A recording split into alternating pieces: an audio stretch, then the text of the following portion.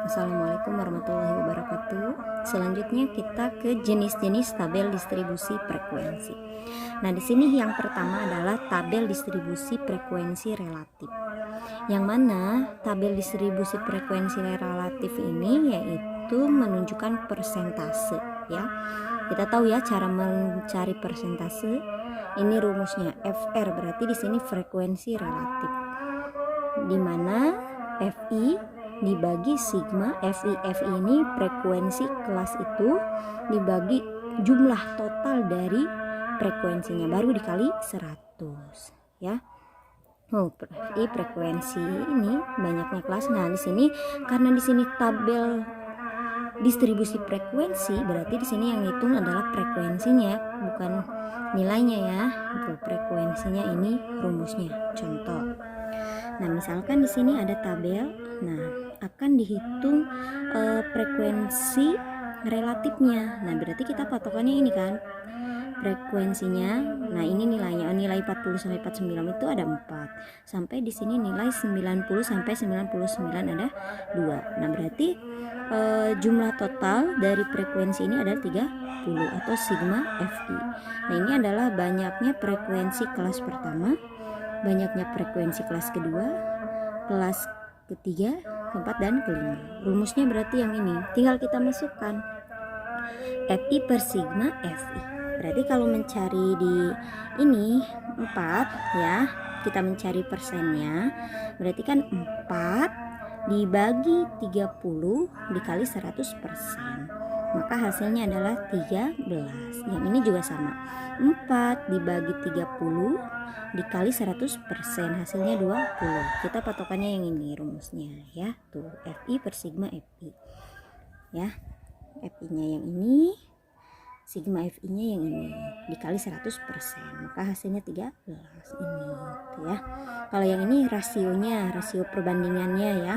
Rasio perbandingannya ini tidak menggunakan tidak dikali 100%, hanya misalkan 4 dibagi 30, 4 dibagi 30 itu diperkecil. Bisa diperkecil dibagi 2, 4 bagi 2 yaitu 2, 30 bagi 2 15. Nah, ini tidak bisa diperkecil lagi kan, maka hasilnya 2 per 15. Ini juga sama, 6 dibagi 30, rasio itu perbandingan ya, maka diperkecil jadi 1 per 6. 10 dibagi 30, diperkecil jadi 1 per 3. Nah, ini adalah cara membuat distribusi frekuensi relatif, berarti persennya ya. Tuh. Nah, yang berikutnya yaitu tabel distribusi frekuensi kumulatif. Tabel distribusi frekuensi kumulatif di sini terbagi menjadi 2 ya. Di sini ada 2 jenis frekuensi kumulatif ya. Yang pertama frekuensi kumulatif kurang dari, atau boleh disingkat FK kurang dari pakai tanda kurang dari ya. Yang kedua frekuensi kumulatif lebih dari, atau FK lebih dari pakai tanda lebih dari. Nah, frekuensi kumulatif kurang dari, nah di sini adalah jumlah dari frekuensi itu dengan frekuensi kumulatif sebelumnya. Kalau yang ini jumlah frekuensi kumulatif lebih dari, yaitu jumlah frekuensi kelas itu dengan kelas sebelumnya, atau biasanya lebih selisihnya ya, karena di frekuensi kumulatif ini dia dijumlahkan terlebih dahulu. Oke, kita ke contoh ya. Nah, contoh misalkan di sini ada tabel distribusi frekuensinya ya, masih sama. Nah, kita patokannya ke frekuensinya yang ini ya. Oke, kita pertama cari frekuensi kumulatif kurang dari. Caranya pertama kita lihat angka pertamanya di sini. Oke, angka pertamanya berapa di sini? Yaitu 4. Oke, kita pindahkan ini ke sini. Oke, kita pindahkannya ini ke sini yaitu 4. Nah, setelah itu kita jumlahkan di sini. 4 ditambah 6. Ya.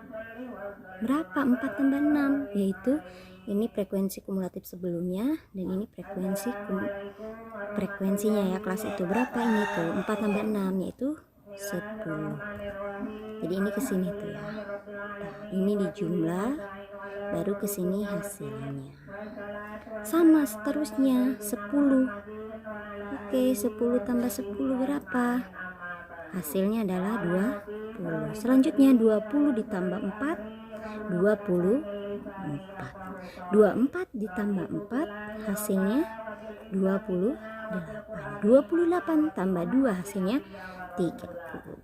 Nah, ini jumlah frekuensi kumulatif ini harus 30 sama dengan jumlah frekuensi ini. Gak mungkin berbeda. Jadi prosesnya seperti itu. Gampang kan ya? Pertama dipindahkan dulu 4, baru 4 dijumlah dengan 6, hasilnya 10. 10 dijumlah dengan 10 hasilnya 20. 20 dijumlah dengan 4 hasilnya 24. 24 dijumlah 4 hasilnya 28, dan 28 tambah 2 hasilnya 30.